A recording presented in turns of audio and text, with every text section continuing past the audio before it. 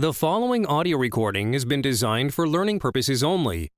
Do not share, distribute, or provide any type of copies, or this audio lesson will not be made available to you. Good luck with today's lesson. All right, so I was going to show you these short documentaries on a couple of the presidents today. So I thought we could see President Grant because we haven't seen him yet. We only saw Johnson, I think, in this class. So I thought we could see Grant, who came after Johnson, and then I thought we could see Rutherford B. Hayes, who then served for only one term after Grant. And of course, do you guys remember his nickname? His name was Rutherford B. Hayes because the Compromise of 1877 was often viewed as fraudulent by Southern Democrats, and because of course he had lost the popular vote, and he was way behind in Electoral College, and yet he still won when the committee made the decision of who was president. And so, because of course Tilden was short one vote in Electoral College, and then Hayes was short something like 12 or 13. It's quite a bit. And so, people were very upset. But Reconstruction ended, of course, because of that. So keep that in mind.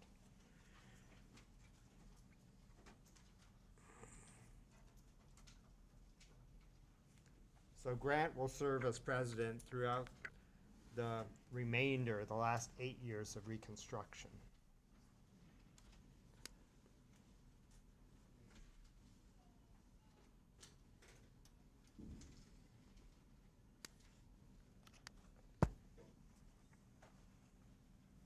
Did anyone watch the last couple episodes of Ken Burns' The Civil War that I mentioned the first week of class? No. If you have time, you should be able to stream at least parts of it. So it's called Ken Burns' The Civil War. It was on PBS, and I think it might be helpful for some of the questions relating to that period when we started class a month ago. So you're probably wondering when the test is going to be, too, so before I have a bunch of people coming up to me later and asking when. My goal is hopefully on Thursday we'll be able to review, and then it'll be a week from today. So we'll see. We'll just have to see how it all goes. So my goal is definitely to have it for sure next week. Okay. All right.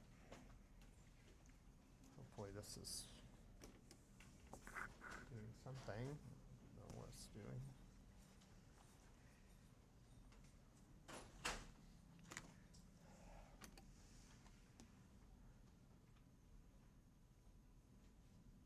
There we go.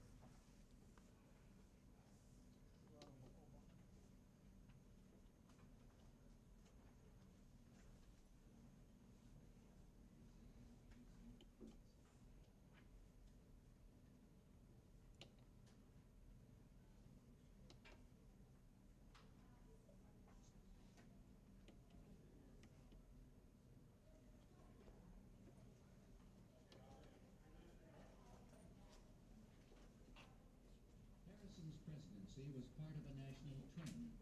Between 1824 and 1856, every presidential election except for one included a major military hero, appealing to a public increasingly distrustful of politicians. And in the aftermath of the Civil War, the country turned to one of the greatest military leaders the nation ever produced, Ulysses S. Grant.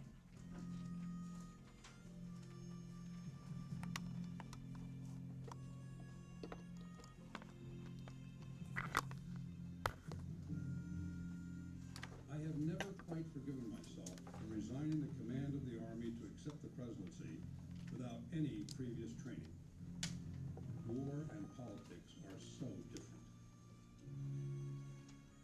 His story contains an important warning that the capacities for presidential leadership do not always reside in military heroism. For Grant's presidency was a miserable experience. his failure in the White House didn't come as a surprise to those who knew him back in the old days in Galena, Illinois. For in his early years, nearly everything Grant ever attempted ended in failure. From my earliest recollections, my father carried on the manufacture of leather. I detested the trade, and my father had to use his authority to make me go to West Point. The S in my name stands for nothing. It was a mistake made when application was made to West Point. After graduation from the academy, Grant went on to fight in the Mexican War. And when he returned home, neighbors remembered a man who drank too much and suffered long bouts of depression. One friend once said, "I was almost ashamed to speak to him. He looked so bad." Friends spoke of his expressionless face and vacant eyes. The extraordinary and troubling fact about Grant was that the only thing that ever aroused him was war.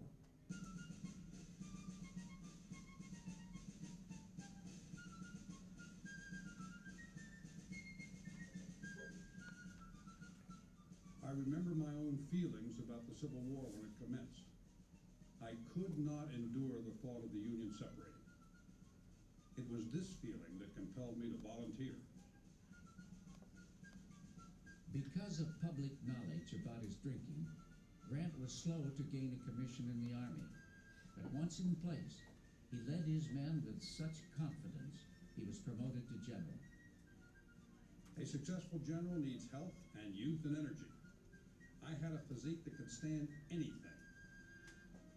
Whether I slept on the ground or in a tent, whether I slept 1 hour or 10 made no difference.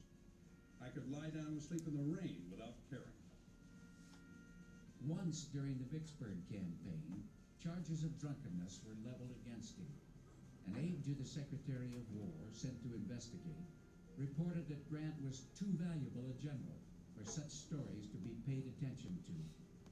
President Lincoln agreed. I am sober as a deacon, no matter what is said to the contrary. By 1864, he was promoted to the rank of Lieutenant General. No one since George Washington had ever held this permanent rank.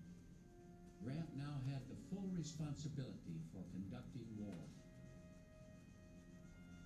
Standing just 5 feet 7 inches, weighing 150 pounds, and smoking as many as 20 cigars a day, Grant looked less like an imposing general than like the hundreds of thousands of ordinary soldiers who came to trust him as one of them. A taciturn man of long silences and immobile features, he had a stomach for violence. President Lincoln once said he did not care to know what I wanted to do. He wished me to beat Lee. How I did it was my own matter. Here then was the basis of all plans. First, to use the greatest number of troops practicable against the enemy. And second, to hammer continuously at the enemy and his resources, until by mere attrition, if in no other way, there should be nothing left to him. The qualities that the Civil War brought out of me: absolute dogged determination, enormous capacity to take physical deprivation, a willingness to inflict pain and see it inflicted, a willingness to use and lose troops. There was a very hard edge to him. He was a fighting general, someone who saw, and saw increasingly, that the way to win battles was to throw men into action, whatever the losses. It's not very pretty, and it's not high, fancy strategy. The photographs of the dead were often taken several days afterwards. That's why bodies are so bloated. They haven't been there.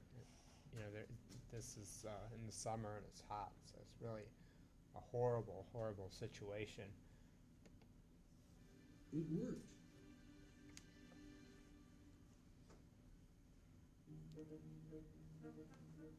Grant returned to his hometown of Galena at war's end to a hero's welcome, and by 1868, the Republican Party convinced him to run for president.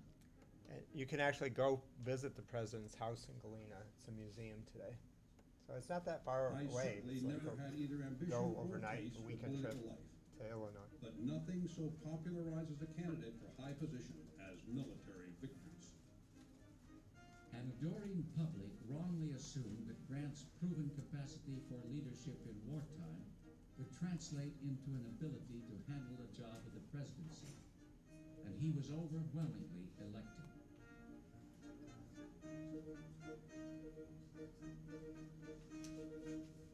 Once in the White House, Grant showed concern for the plight of black Americans, especially in the South. Having fought alongside black soldiers in the Civil War and having helped slaves gain their freedom as American citizens, he didn't want to see them robbed of their new rights.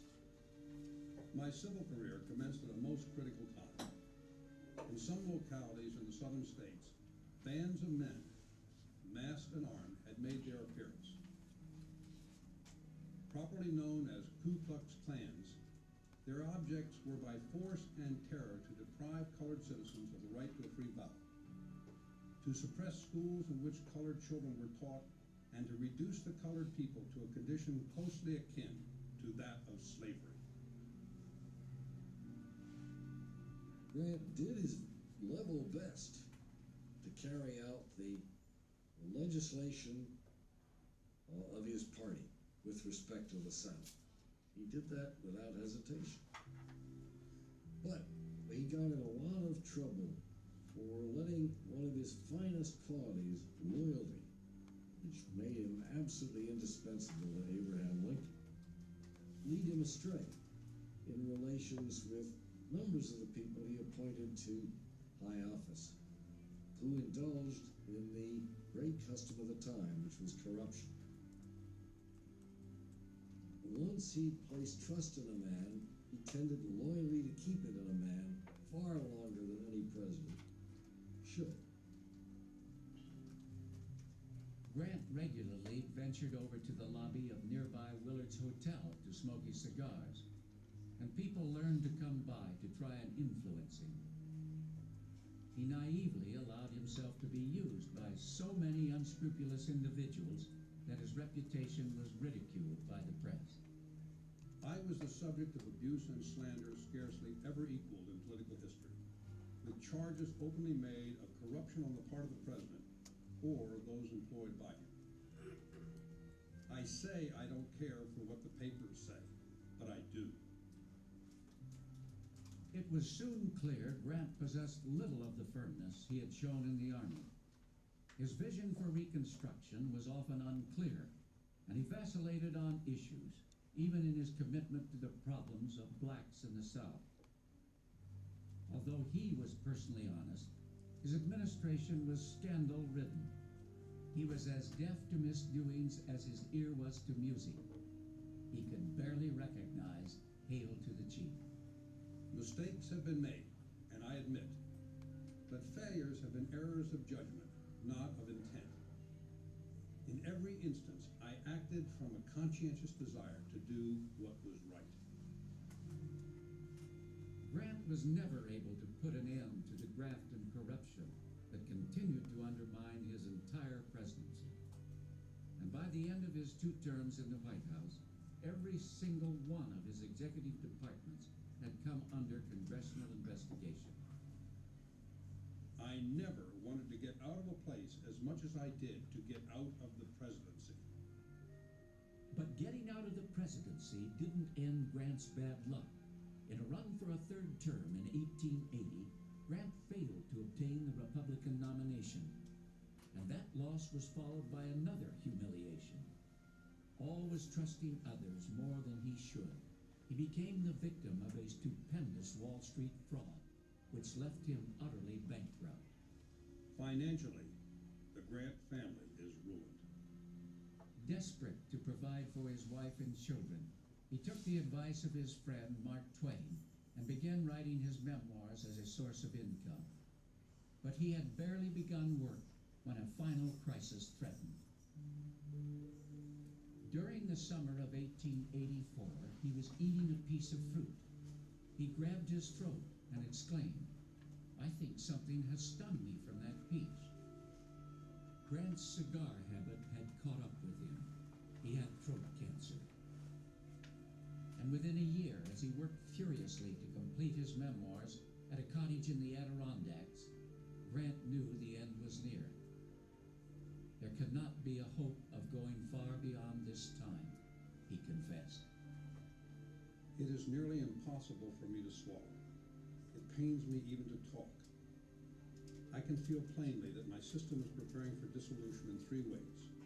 One by hemorrhages, one by strangulation, and the third by exhaustion. The tragedy in Grant's final years is striking. The memoirs he wrote in the 1880s are brilliant. He wrote in extreme pain and barely got it done before he died. So that this extraordinary piece of lasting literary value, this work of his, was done in the worst possible circumstances.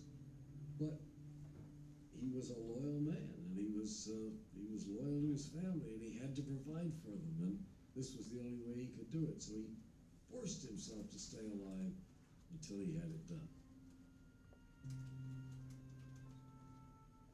Perhaps not surprisingly, Grant chose to write almost nothing at all about the loneliness and misery of his early life, and he commented only briefly on events of his presidency. Instead, he wrote about the only time in his life he had truly succeeded, in war. It seems that one man's destiny in this world is quite as much a mystery as it is like to be in the next. Now, scarcely 20 years after the war, we seem to have forgotten the lessons it taught. But this war was a fearful lesson, and should teach us the necessity of avoiding wars in the future.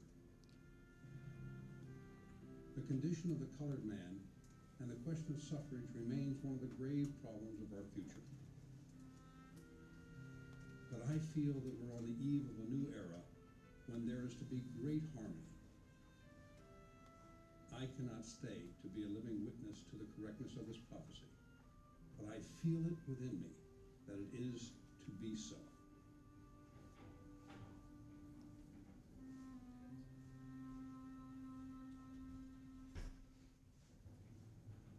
Republican war heroes occupied the White House for much of the remainder of the century, though rare.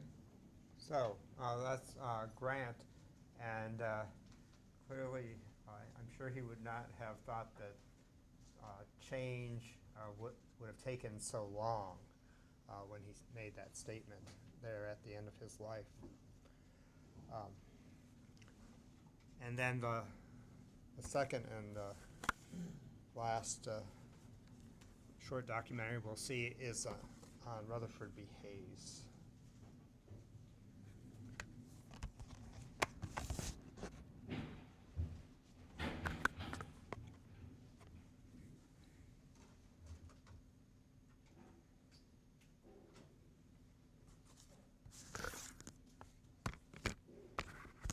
And remember, when Grant first became president, he was very supportive of Reconstruction, and he used federal troops in order to put down the Klan. But then there was all that scandal surrounding his administration. It really distracted, as well as, do you remember the other point? What happens with the economy? How it tanks. What are economic declines called in the late 19th century? Does anyone remember the term? What's that? No, that's actually what we use nowadays.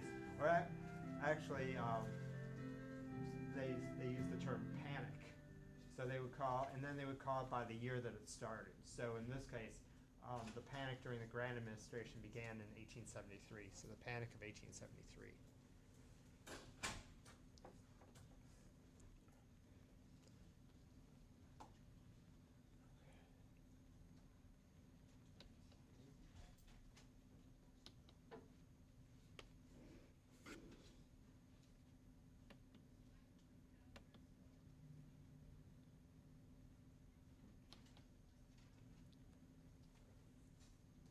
presidents after Zachary Taylor returned to a more politically engaged style of leadership, epitomized by Abraham Lincoln.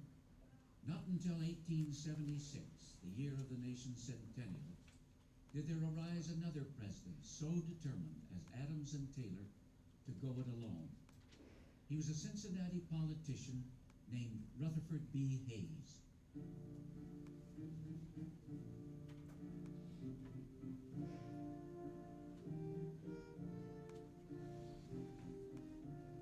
The presidential mania makes mad every man who is at all prominent in Washington.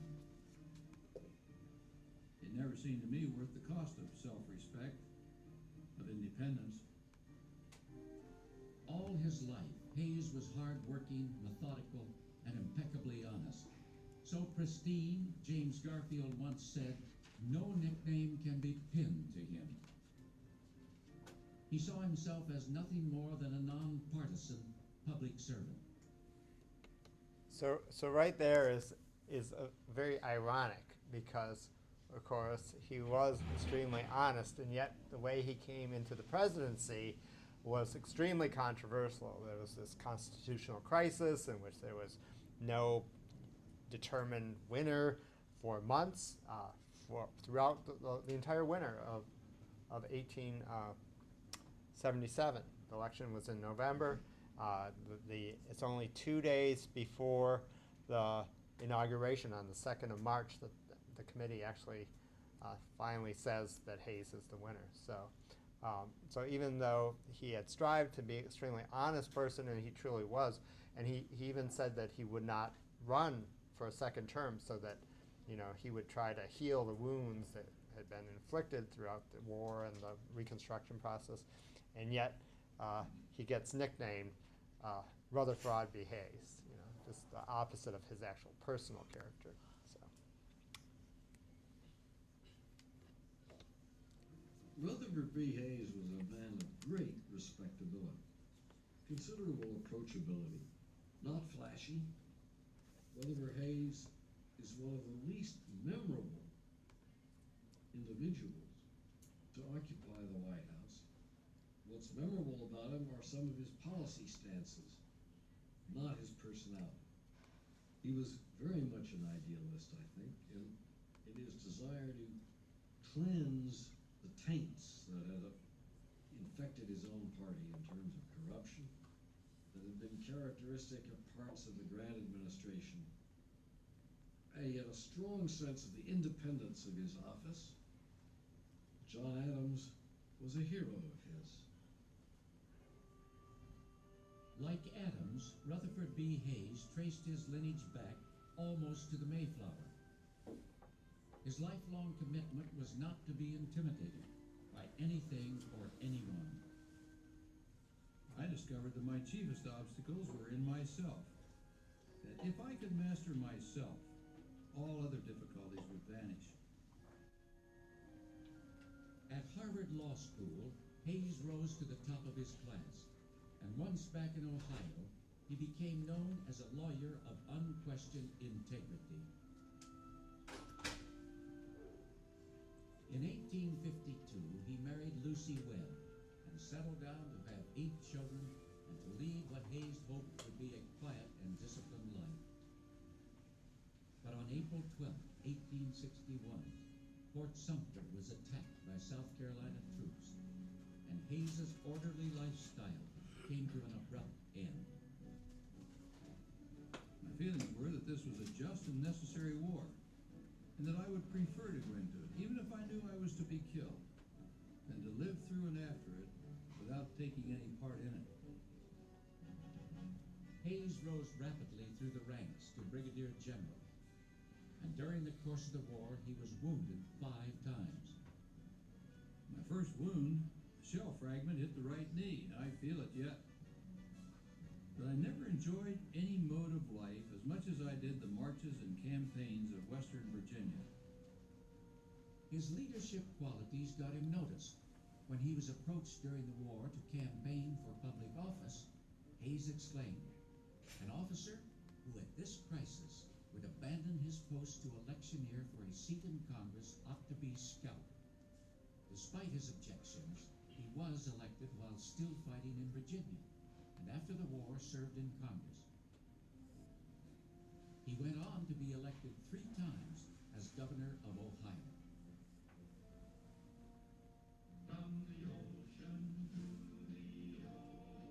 By 1876, state Republicans were pushing their favorite son towards the presidency, even though Hayes was, for the most part, unknown outside Ohio. One East Coast observer called him a third-rate non-entity. I seem to be the second choice of many of the supporters of other candidates. But at the Republican National Convention in Cincinnati, when other more prominent candidates failed to secure majorities, the delegates turned to Hayes. I discouraged rather than encouraged the Hayes movement. But I shall show a grit that will astonish those who predict weakness. In November, Hayes's Democratic opponent, Samuel Tilden, narrowly won the popular vote. But the electoral count in 3 southern states was then called into question. The dispute was laid before an electoral commission. As party leaders argued and bargained, Hayes refused to make any political concessions. But after nearly 4 months of stalemate, Southern Democrats were secretly assured that if Hayes was named president, he would end Reconstruction and pull federal troops out of the South. With that assurance, it was announced that Hayes, not Tilden, was the country's 19th president. His political enemies labeled him the Rutherford B. Hayes. I never had any misgiving about my success in 1876. There had been crimes against the ballot box, and we were entitled to a majority of the popular vote. He took office under a terrible cloud, but vindicated himself personally by his rectitude at a time when rectitude was symbolically and practically important. He promptly kept his pledge, pulled the troops out. There simply wasn't majority support through the northern states, the northern political organizations, any longer for ensuring the civil rights of the blacks, which is what this was basically all about. Hayes's ending of Reconstruction came at a cost. Pledges he had received from Southern Democrats to protect the rights of black citizens proved worthless. And the civil rights revolution that Hayes had inherited would be stalled until the 20th century. The Army was withdrawn from the South because I believed it a wise thing to do. I had to adhere to my own views. From the start of his presidency, Hayes firmly established his independence and acted as he saw fit. Fellow Republicans were outraged at his choice of a cabinet, which included a Democrat, David M. Key, who had once been a Confederate officer. It was the first time in our history that a gentleman who had opposed the election of a president was, by that president, invited into his cabinet. I was ready to risk my own standing and reputation with my party. Hayes's independent views eventually pitted him against nearly every politician in Washington. He stood up to railroad companies, became an early environmentalist, and attacked the long-standing system of political patronage. In the 1870s, the New York Custom House was the center of national party politics. Responsible for collecting most of the revenue for the federal government, it had become rife with corruption. Hayes fired its top 3 officials, including the collector himself, future President Chester A. Arthur. And despite strong resistance by the Senate, he stood firm, ordering that no federal employee engage in any political activity. The great success of my administration was in getting control of the New York Custom House and changing it from a political machine for the benefit of party leaders into a business office for the benefit of the public. So the New York Custom House took in about 75% of all the revenue for customs in the entire country at that time period. So it's an enormous amount of money, and the federal government receives most of its income at that time came from the customs houses and from the sale of land. And so that was the major source of the government's income at that time, because remember, there was no income tax. There was only an income tax. Could you put your phone away, please? There was no income tax, and take the thing out of your ear. There was no income tax at that time. The Civil War income tax was only temporary, and therefore it expired after the war. It paid for the war costs, the $1 billion that it cost to fight the war. It's not till the 20th century that there's an income tax. So there's an enormous amount of graft going on. Not by Chester A. Arthur, the guy they just showed who got fired and would later become president of the United States. He was personally honest. You could say he was personally honest because he personally didn't steal any money from the government. But he also didn't do anything about the people who were stealing money when he was in charge of the custom house. So in that respect, he was corrupt because he would just turn a blind eye to everything that was going on around him, basically believing that there was nothing he could do, so why even try? And that obviously is a problem. I think he realized, wasn't his position like one of the most important positions at that time? Yes, if you were the head of the customs house at that time, it was extremely important because of the amount of money that was coming through there. Yeah, and that's what Hayes is trying to get at. At the White House, Hayes was a diligent chief executive. A religious man who never missed his morning prayers, he met with callers every afternoon and often late into the night. Hayes had the first telephone installed in the White House and placed his first call to Alexander Graham Bell. And he became the first president to travel to the West Coast while in office. His greatest asset, we like to say, was his wife, Lucy, who was the most esteemed president's wife since Dolly Madison. Nicknamed Lemonade Lucy for her barring of alcohol from White House functions, she was the first to be widely referred to as the First Lady. Lucy's large, warm heart and lively sympathy for all around her made her wonderfully popular. Hayes found himself increasingly appreciated by the American public. His independent spirit, his hard-working habits, and his basic decency were refreshing in Washington. I never had an overweening fondness for political life. My periods of public employment were merely parentheses in my private life.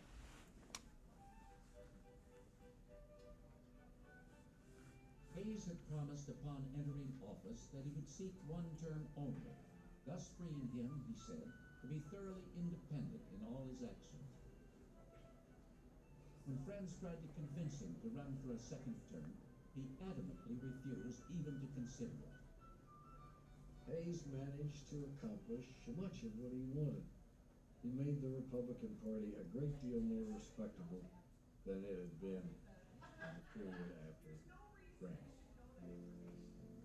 Within the limits of his own authority, Hayes tried to act as independently as Adams had done and as Taylor had contemplated doing. In some respects, Hayes was more effective than either. But I have to say that the formula, loner, idealist, whatever its defects as a formula for being president, it seems to be a great formula for being former president. In retirement, Hayes became more active in social causes than any previous former president. He worked principally in the area of education, in particular on behalf of poor black children in the South. And he was conspicuous in the prison reform movement. Above all, he was glad no longer to be president. It was my equanimity of temper which enabled me to bear the anxieties and vexations which have broken down so many of my predecessors. Now that I'm back where I belong, I mean to stay there. While I am not wealthy, I am happily independent.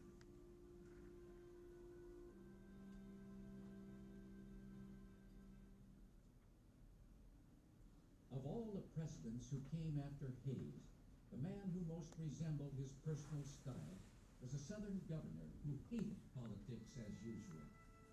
In the aftermath of Okay. So we will move on from these two presidents of the late 19th century, and I'll try to continue with chapter 16.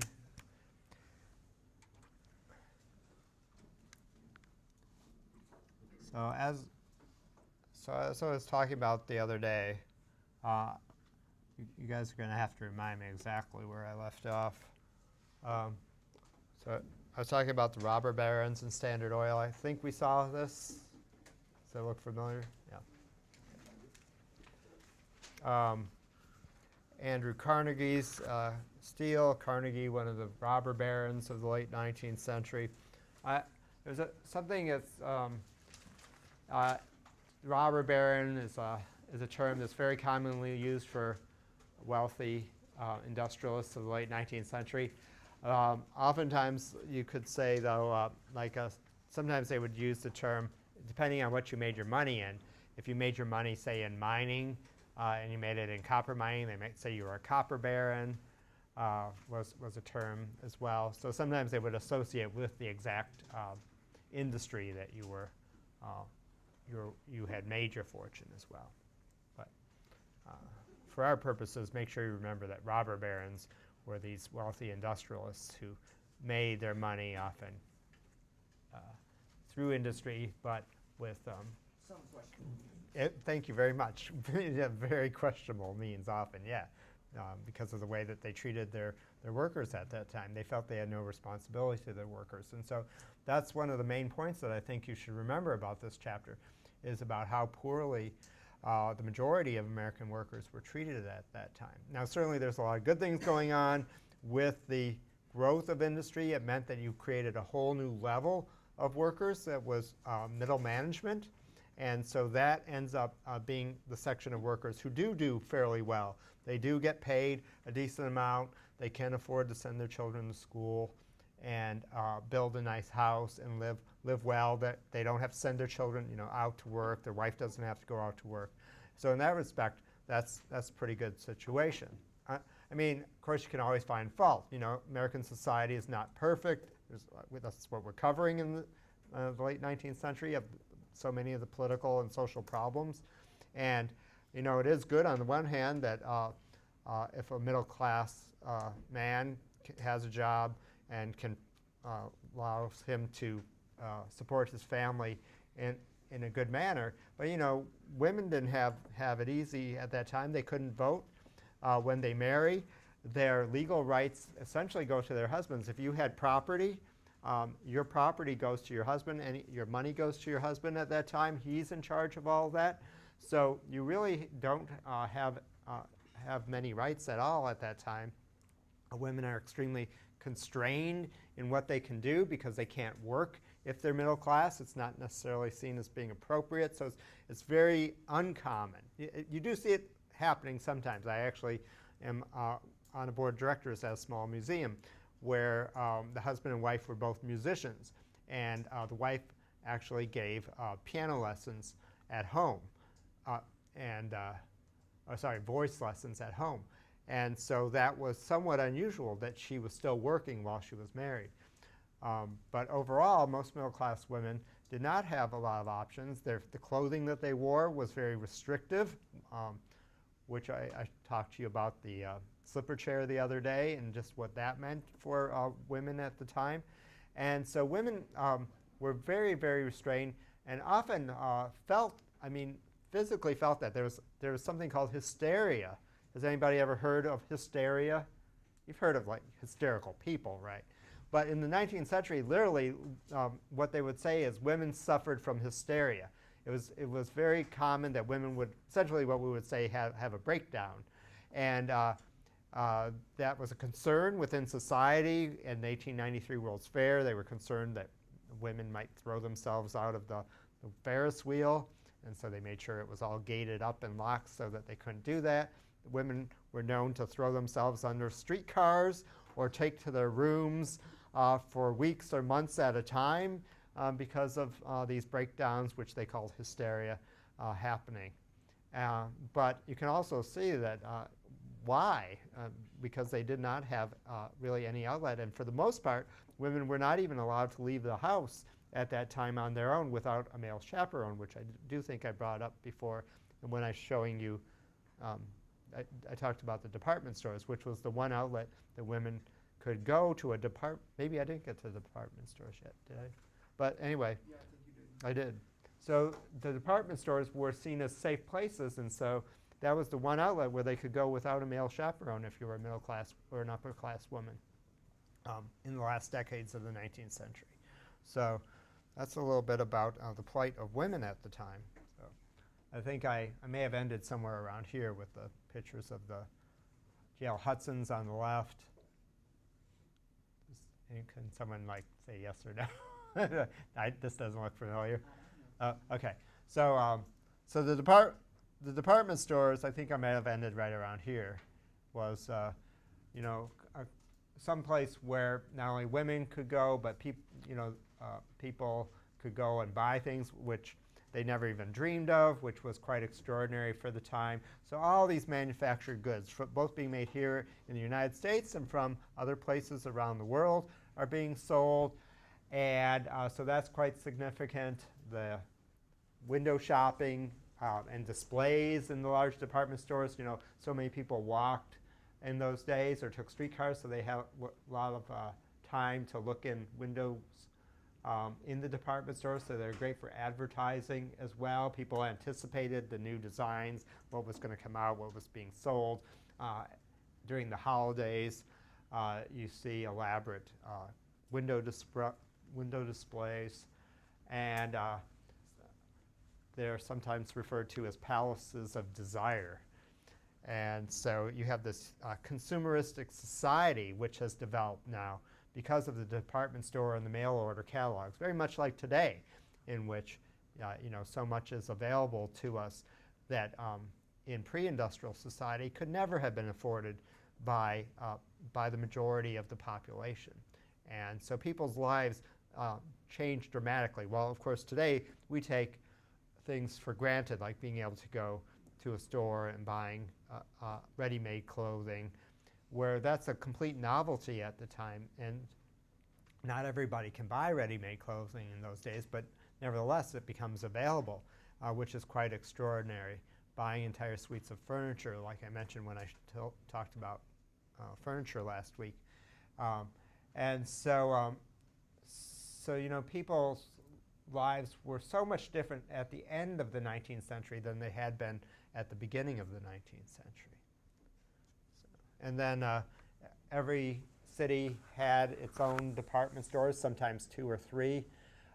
New York City, of course, famously then and now still has Macy's department store, which I have a photograph here on the bottom right, and but Bloomingdale's, Lord & Taylor's, all the other major department stores in New York City. Marshall Field's above that photograph was the department store in Chicago. And then here in Detroit, we had J.L. Hudson's and Company, which unfortunately was demolished about 20 years ago. And it was imploded when I was in grad school, and there's the pictures of it. So the city at the time believed there was too much square footage. It held as much square footage in that one building as most of the neighborhoods surrounding it. That's how enormous it was. But it's really unfortunate that they didn't have the vision to save it, because there was interest by many developers in actually making it into like condominiums. You could have actually driven because of the way the service ramps were built. You could drive all the way up, so you could have actually had parking in the upper floors right by your condos. But unfortunately, that I only know that because I actually have a friend who owned part of the building, and he talked about the corruption at the time and how city officials used to come in and break into the building and like cut the chain links and show people around and then fine them because they'd say you didn't lock your building up properly. So he was very frustrated dealing with all that. So anyway, the theme, so much of the theme of this chapter is about the plight of labor, unskilled labor in the last decades of the 19th century. Remember the two regions of Europe that most of the unskilled laborers are coming from? Who can recall which parts? Okay, there were a lot in the mid-19th century, and they were definitely still coming in the late 19th century, but now they're being replaced by more and more from which areas? Yeah. Fun fact, my great uncle, on my dad's side, my great uncle John O'Mara, he actually moved from Ireland to America. Okay. Yep, so there's a lot of Irish. And then he actually was in the trenches during World War I. Okay, that's pretty common. So that's very common for immigrants to join the military. They want to show their patriotism. And then they're coming from Poland, they're coming from Russia, they're coming from the Eastern European nations, and they're coming from the Southern European nations, and like Italy and Spain, Portugal, extremely poor. Southern Europe historically has always been the poorest part of all of Europe, and they're experiencing a great deal of poverty by that time. What you see happening in the 19th century is that even though modern medicine doesn't exist yet, nutrition rates had gone up worldwide in the previous about 100, 150, or 200 years. And so more and more people are living into adulthood. And so that's causing population rates to go up dramatically, which is putting great pressure then on these nations. And then as the population grows, even though people had been living longer and into adulthood, not as many children dying, then you are seeing all of these pressures because there's not as much land, of course, available to young generations in Europe. There's stress on producing enough food as more and more people are born. And so then you're finding these the new generations in the late 19th century really not having opportunities, even the minimal opportunities that their parents or grandparents had. So they're immigrating to the United States in order to make a better life for themselves. But they often didn't have much of an education. And so that meant that they had to work in either as farmers, as their families had done back in Europe, or of course as in the new industries that are growing. And that meant that you would work, people are used to working, of course, very long days. Most of society had always been in agriculture, and so people worked from sun up till sundown, so that's not unusual to work long days. It's just a different situation, and often a greater change, much different than working outside and working on the land and with animals. You're in these very dirty industrial settings all day long, very unhealthy settings, away from your family because, of course, historically families work together. And so when we talk about women working or child labor and things like that, it's not necessarily unusual in traditional society that women and children and men, the whole family always chipped in and everyone had chores and did everything on the family farms. But it's a whole different situation once you're living in these huge urban environments, these big dirty cities, these big dirty factories, and just trying to eke out a living. You're not growing your own food anymore or living in an agricultural environment where you have more access to food. So you're having to use your money that you're making from your salary to purchase food, to pay for rent. These are all things that are are a lot different than the majority of people had experienced in previous generations. And then the wages that are made by unskilled people are low in the late 19th century. $400 to $500. Now that's on average. Many people made less than that. And so, and certainly to be middle class, you had to make more than $400 to $500 a year. And so if you're making $400 to $500 a year or less, this is the situation that you're going to have where women are going to have to work, where children are going to have to be sent out to work, just so that the whole family can pay their bills and have food to eat. Yeah. Some of the Irish immigrants came from. Was there from the potato famine that was plaguing Ireland? Yeah, so that started with the potato famine, and certainly it lasted. Certainly it threw Irish society into a complete turmoil, and for years and years, decades, people fled Ireland because of everything that happened in Ireland. The famine was so damaging, and so many people died. Something like 1 million people in Ireland had died. That's actually why, by this period in history, people hate the Irish.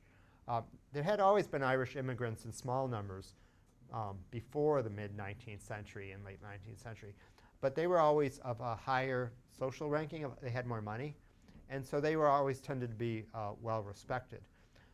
The people who tend to immigrate from the middle to the late 19th century are the poor, extremely poor, poverty-stricken Irish peasants, and they were just seen as being complete bumpkins, uneducated people, uncouth people, like so many of the immigrants at that time. Extremely poor, and there wasn't the understanding of people who didn't have opportunities, that they could do well if they were given opportunities to do so.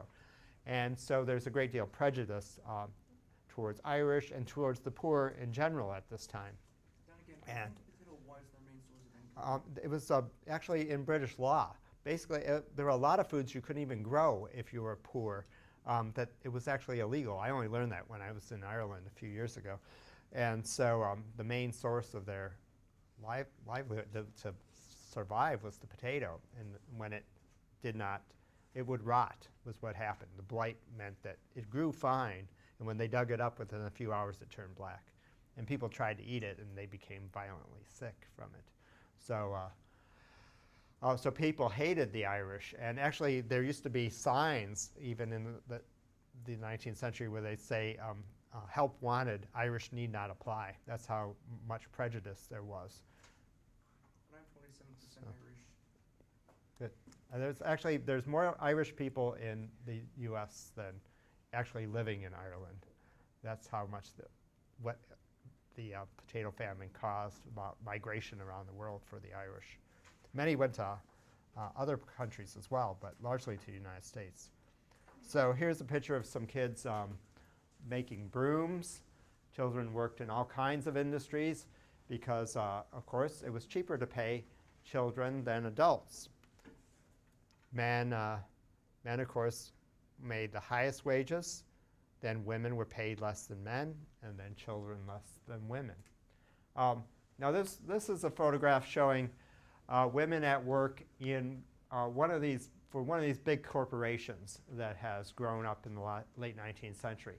So this is a secretarial pool where they're all working on,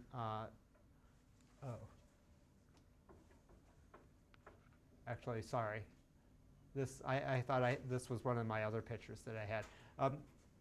So this is actually working in a sweatshop. But this is not an uncommon sight if it were in a company that where they would be secretaries to the middle managers as well, because they would have whole floors of secretaries typing away.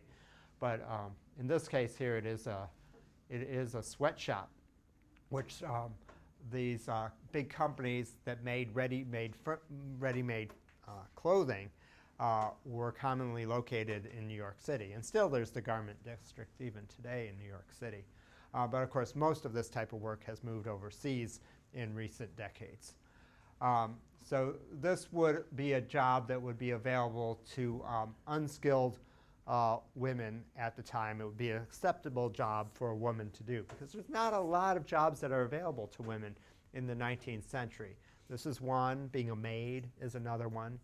If you have an education or somewhat of an education, because there really is not a lot of standards in the 19th century, you could be a teacher. And so that's at least a little more prestigious, but still it's really not a great job to be a teacher. Teachers historically make low salaries. They, if you lived in rural areas and you were a teacher, that was even the worst way to be a teacher because then your salary tended to be so low that you couldn't even afford to live on your own, and you had to live with your students' families. And you would move from house to house, either weekly or monthly, depending on how it was arranged. Yeah, so that was really, I couldn't imagine. There's no way. That'd be crazy. But so that was a job available to women as well. And then, of course, if you were middle class and working as a teacher, then you were expected to resign because middle class women don't work. And certainly, if you were a teacher, it would be an indication that you are middle class.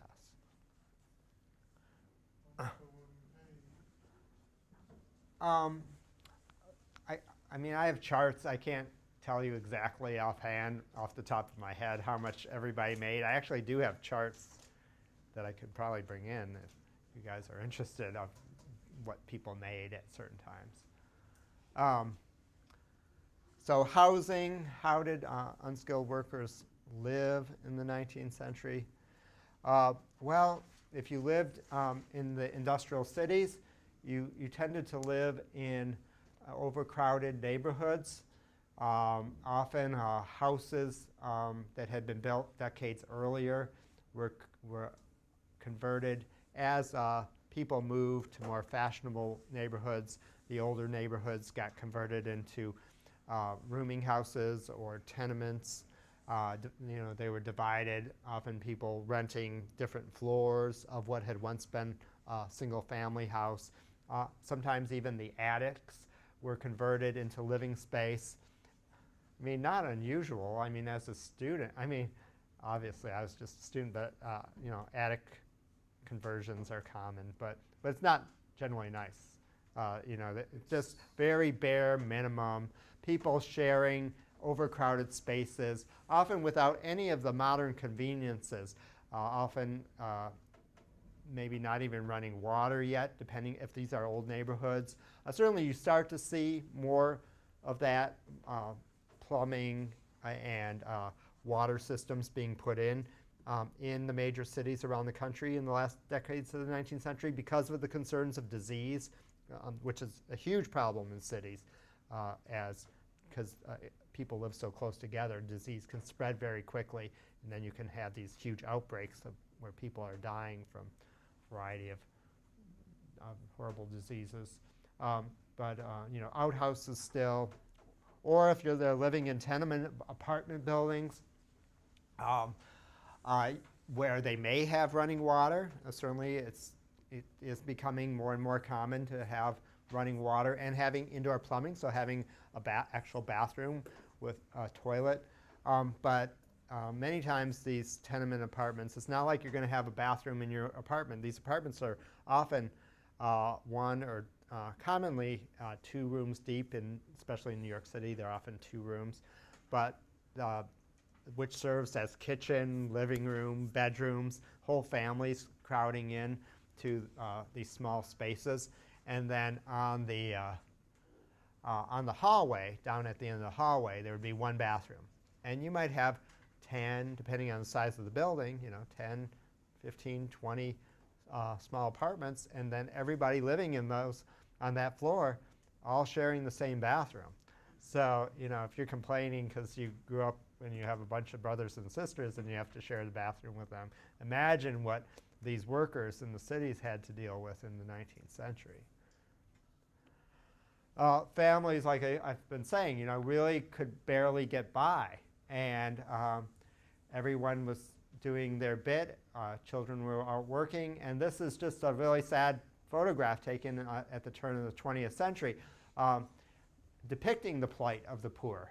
And here's a bunch of kids actually who went to the local dump to find some treasures for their Christmas celebration, which would be held after Christmas, where they went and got other people's Christmas trees that were thrown away so that they now could have a Christmas tree because their families couldn't afford it. Yeah, it was. And of course it's not, I mean, it's very common that, I mean, unfortunately, you know, people even today cannot, many people cannot afford to provide enough for their families. And this is going on in great numbers in the 19th century, because even though all of this wealth was being created, it was largely going to those who own the companies. That's where the lion's share of the millions and millions, you know, literally billions of dollars that's being made is going to the owners, who are living extremely lavish lifestyles, which will be the subject of one of our chapters in the next unit. If you tried to make a better life for yourself by joining a union or helping found a union, then you were not protected by the law. There's no laws in the 19th century that say that your business can't fire you for joining a union or helping to found a union. So what you have is people who are discriminated against for that because business leaders see you as a threat. It's difficult to get people to join a union because of the fear of losing your job. Remember, with the large numbers of migrants coming here, there's always somebody to take your job. There's always an oversupply of labor to work in these factories. So, so there's not shortages, and so that's another reason why wages can be kept low. Because if you don't like what's going on, well, you can leave because there's 10 people behind you waiting to come in and take your job. So that's an issue, and so businesses can fire you, and then you can be blacklisted. And blacklisted is a term meaning that they will pass your name around to all the other businesses in your town or in your city, saying that you are a troublemaker and don't hire this guy. So which then means, what are you going to have to do? If you can't get a job, you're going to have to move somewhere else in order to try to support yourself and your family. And so, so that's really the plight that these unskilled workers are finding themselves in at the end of the 19th century. It doesn't mean that people don't unionize. It doesn't mean that there's not unions. Commonly, there had been unions for skilled workers, people who had a trade, who had apprenticed often for years. That had been quite common. But you find labor unions that are founded for unskilled workers. The most successful was the Knights of Labor, and the largest for a while in the late 19th century is the Knights of Labor, founded by Terence Powderly in 1869. And the secret of their success was that they accepted everyone, because often unions numbers were small because they discriminated. There would be a union where they would only allow white men in, so then the black men who worked for a company couldn't join it. They would have to have their own separate, segregated union. The union, they would have, women might want to join, they couldn't join.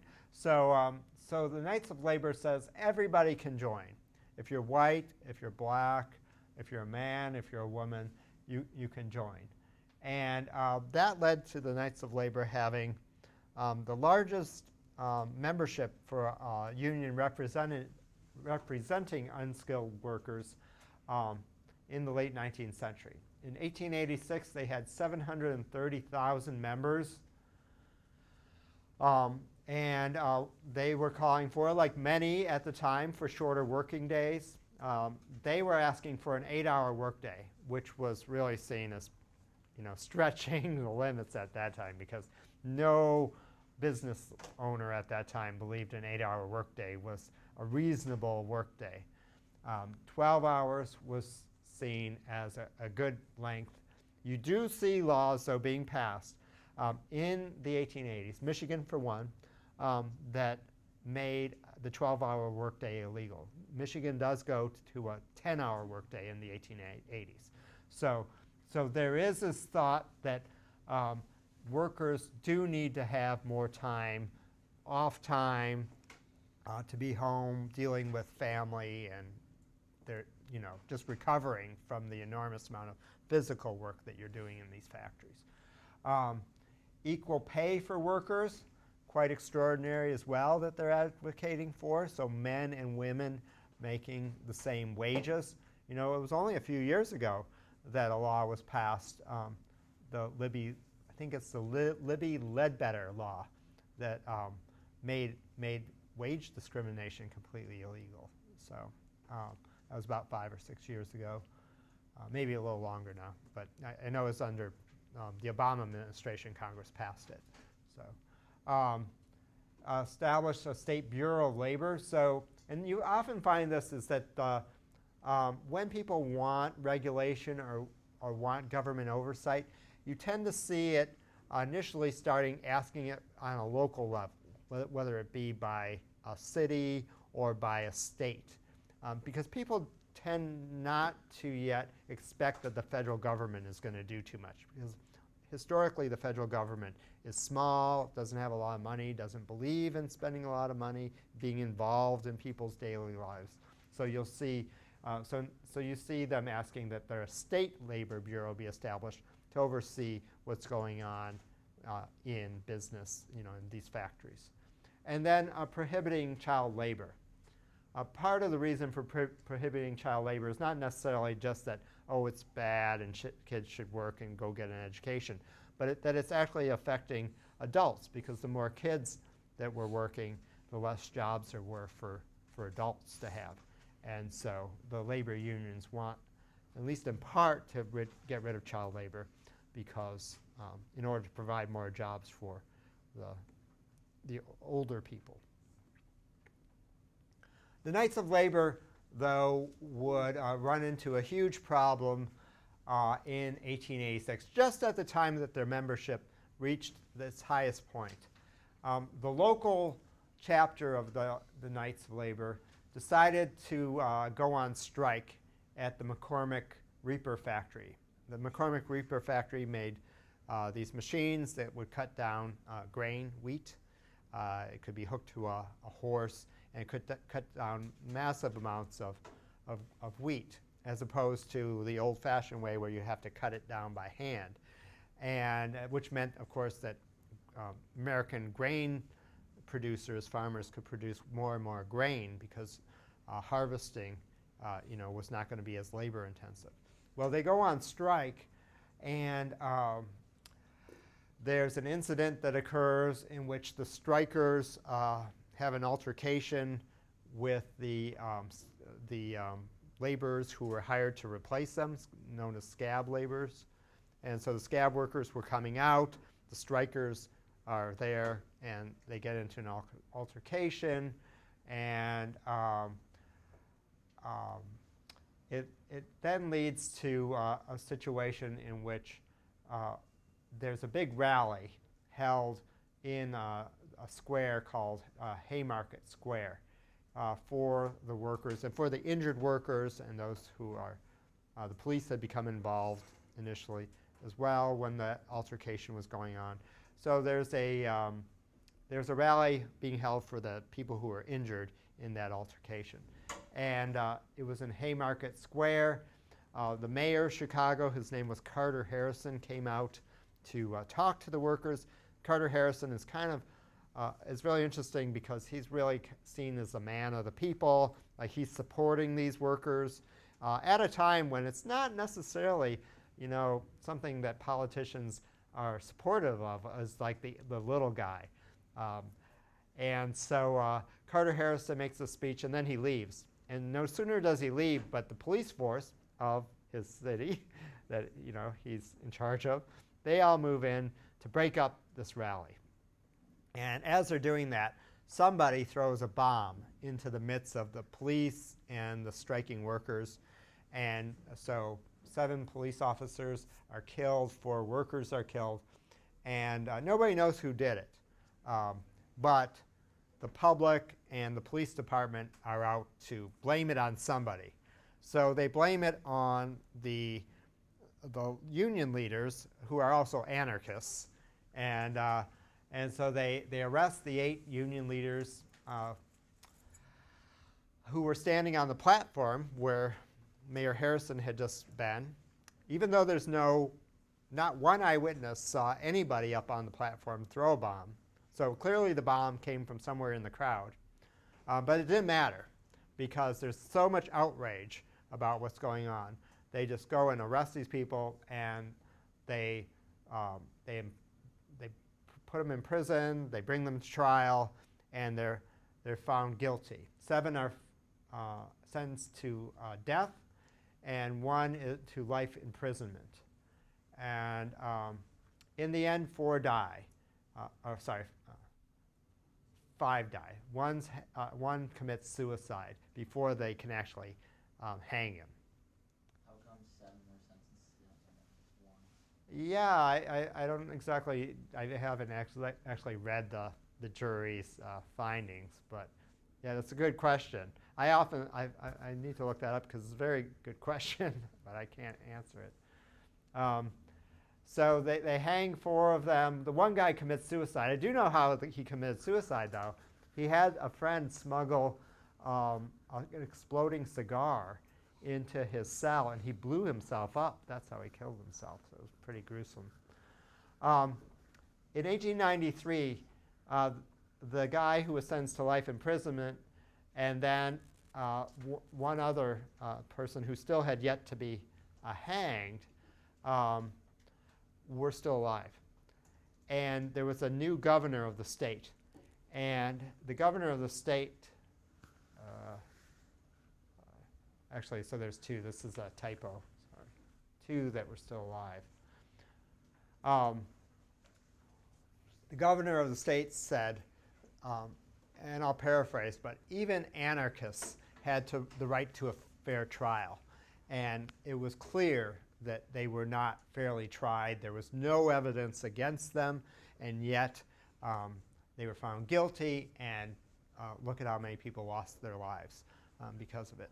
So the last remaining people were alive, were released from prison. Did not do a lot of good for the other ones, unfortunately.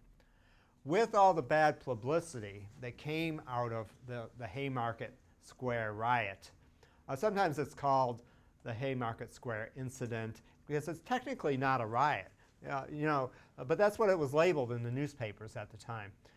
It was really a terrorist attack is what happened, but that's not a term they would have used at the time. And so for a 19th century term, riot, meant, would have meant like, people going crazy, smashing windows and stuff like that, turning over carriages and burning things. But none of that happened. It was a bomb that was thrown into a crowd of innocent people. And all the bad publicity, the people around the country went crazy about it. They really were even more negative. The middle class and the upper classes were more negative towards union than ever after this happened. They said, look at what's happening. Look at all the unrest that's occurring with all these unskilled workers, these poor workers. And they really fear that society is changing too dramatically, and that what's going to happen if you have these people who are going to get their way. And what the middle class and the upper class are worried about is they're worried about themselves. They're worried about their status, especially the middle class. The middle class, of course, that had come from nothing, not having a lot of money, and they have now achieved something. They built a house, they can send their children to school, and they don't want to go back to a situation where all those other people are at that time. So they're really worried, and so it leads to this huge outcry against unions, and there's a great deal of prejudice towards poor people and immigrants, especially at this time. And so you see union membership dropping dramatically. And the Knights of Labor loses 630,000 members in the course of 4 years. which is really quite extraordinary when you think of this whole outcry against poor people and immigrants, because of course the country is we are a nation of immigrants. Unless you are a Native American or have ancestors that have some Indian blood, it is a country that was made up of people who have come from all over the world. Even in the colonial times, New York City was extremely diverse, with people speaking over a dozen languages in the streets of Manhattan in the 1600s. So, but yet, in the late 19th century, there's this great fear of immigrants. It's known as nativism. And people are afraid of all of these people who are immigrating from these very poor countries in Southern and Eastern Europe. They're afraid because so many of these people are Catholic, and in Eastern Europe, some of the people who are immigrating are Jewish as well. So you're seeing larger numbers of Catholics and Jewish people than previous waves of immigration, which is certainly frightening. And then, of course, there had already been the wave of Irish immigrants, which were Catholic. The earlier waves of Irish immigrants that I mentioned earlier in the class period, they had not only been more prosperous, but they had largely been Protestant. And of course, so the country's Anglo-Saxon Protestant heritage is now changing into something different, a much more multi-ethnic, much more diverse society. And this is scaring the older families, these older white Protestant families. And so you see this backlash against immigration. And this cartoon is depicting the hypocrisy of that, because here you see all these robber barons and all their finery, their nice coats and ties and their top hats, and yet the shadows behind them are depicting, only a generation or two behind them are depicting their ancestors. Where were their ancestors from? What did their ancestors do? They were poor like these people who are coming over now. And so this is known as nativism and social Darwinism, which is another term that I'll talk about in a moment. So what it does as far as legally, this type of backlash is, well, you don't yet see immigration laws against Europeans in the 19th century. What you do see is it coming out where there's actually Congress passes the Chinese Exclusion Act into law in 1882, where it bans people from China coming over. Even though 20 years earlier, if it had not been for the Chinese immigrants, the western section of the Transcontinental Railroad could not have been built in such an efficient manner. It was largely due to the Chinese immigrants who had the skills of weaving baskets and were the ones who really took risks of being lowered down the cliffs of the mountains to blast, to build the bridges that span the Sierra Nevada mountains for the Transcontinental Railroad. And yet now, 20 years after the passage of the Railroad Act that created the Transcontinental Railroad, you see all people from China being banned from coming to the United States.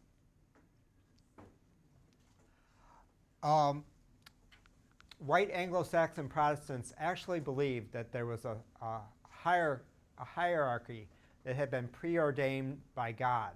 It's called social Darwinism, and it's a corruption of Darwin's theory of evolution. This idea of survival of the fittest, which is, so prevalent in Darwin's theory, is believed by people at that time, many people at that time, that it applies to human society at that moment, and that God meant for poor people to be poor, and so that you shouldn't help them. And so there's a whole, it's really seen as a science at the time and truly believed by people. Although in recent years I've heard on news reports like this term actually being brought up again with some of the things that have been going on if you pay attention to the news lately. So um, even though, of course, obviously it's not true. And social Darwinism, this is how it actually listed, and people believe that if you are a white Anglo-Saxon Protestant, you are on the top of this whole social order. This is how God wanted society to be, and yet other races came below you. So if you were French, then you were seen as being close, but not as good. And then it went down in descending order. Slavs, Poles, Italians, Jews, Asians, and Africans.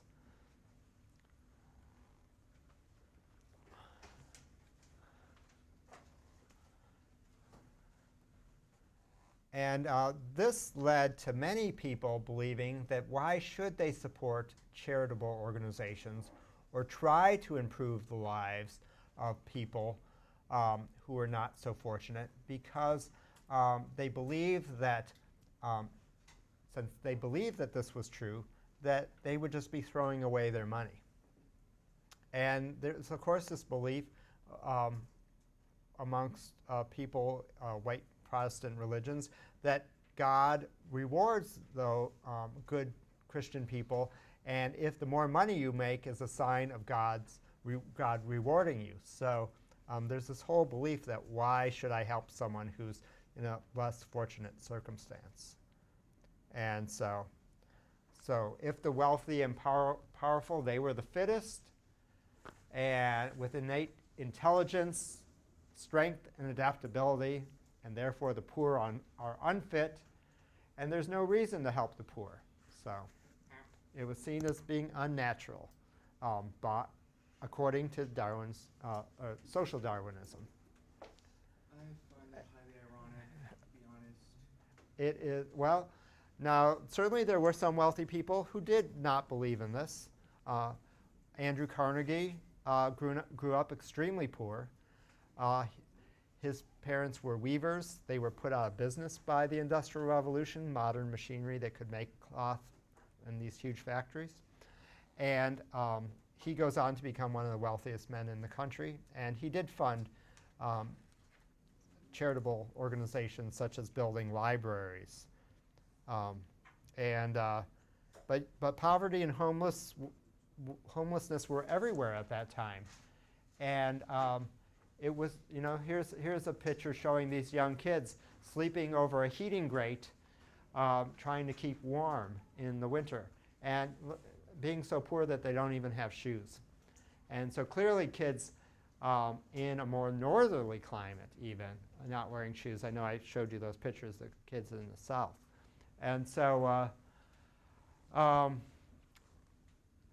cities are becoming bigger and bigger, and the poor are everywhere. I find that ironic that they would think that, because when you look at the middle class at that time, it was mostly made of people who went from these poor communities to people who have something. Well, but the middle class is not a majority yet, and so it's still, the majority of people are still agricultural. So they're either living on the farm or they're poor and they're living in the factories. Certainly the middle class is growing, and that's significant. But it's not going to be until the 20th century that you have a majority of people that are middle class and then are feeling more comfortable about where they are to support changes within society, government regulations, and things like that. So anyway, we'll continue with that. But Andrew Carnegie, I want to point out, was extremely influential in building libraries. Libraries, I think I showed you the slide the other day, but keep that in mind. Libraries, something like 1,600 libraries here in the United States, because libraries were not free. We all take it for granted that you can get a library card and go check out a book. But in the 19th century, libraries were basically places that were for wealthy people, that they would found themselves for their own members, and you would have to pay to be a member. So what Carnegie did was quite extraordinary, and it allows then for this idea that books should be available to everybody. Okay, so have a nice night. Good luck with today's lesson.